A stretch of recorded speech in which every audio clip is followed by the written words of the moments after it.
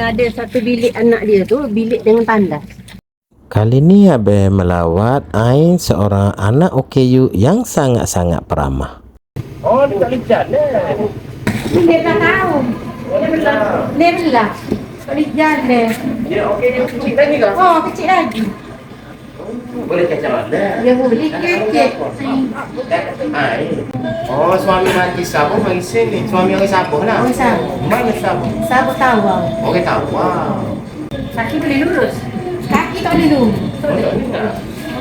Ya, ini lah. Kita duduk boleh je. Tapi nak melunjuk. Duduk tak boleh jatuh. Dia duduk itulah. Oh, dia tak seimbang.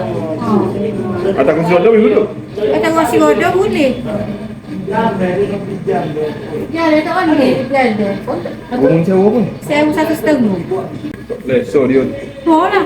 Orang wiwi duit cipel. Orang wiwi. Oh, kapal dia duit simpan lah. Tak boleh lagi batu kan. Batu yang apa? Bajikan tak boleh lagi. Tak boleh lagi. Apa tak boleh lagi? Isi dah. Isi dah. Bila isi bulan 10 boleh. Tapi cik baru bulan tak ada. Tahu lah hak ni hujung ni tak macam dah. Ambil air sudah. Ada isi Sudah dah. cik. Ain tidak mampu untuk berjalan dan untuk mandi Ain hanya mengisut pergi ke lantai jarang untuk mandi dan sebagainya. Kat OKU dia ada ke tak? Ada tak dia? Ada. Ambil sekali tak okey dia. Let's okay this. Baik simpan ni Simpan ni buat tunggu bagai, kawan. Buat tunggu bagai dapur. Betul. Nak tutup ni, ada nak tak? Ada. Tak ada lembek, ada betul kan? Malam sejuk-sejuk lah. Cakap yang lagi lah. Ada budak tak ni? Setelah semakan dibuat pada hari yang sama, insya-Allah bantuan JKM sebanyak 500 sebulan akan disalurkan pada Ain bermula Januari 2026. Patah pak betul tak? Patah, tu bagai dapur, ada telur, ada belah. Berawih 2 kapit dah. Atau itu 2. Berat. Rezeki Ain dan keluarganya kerana bayaran sewa rumah mereka dibiayai daripada sumbangan penduduk-penduduk kampung. Okey, kita rumah tu. Okey, ayam pergi dulu sayang. Ayam pergi dulu. Kak nombor telefon? Sama-samalah kita contohi sikap penduduk-penduduk di kampung ini. Rumah tu, dulu orang kampung bantulah buat. Oh, orang buat kat orang kampung buat pula. Orang kampung rumah tak. Okey, nanti habis kita. Untuk saya lagi.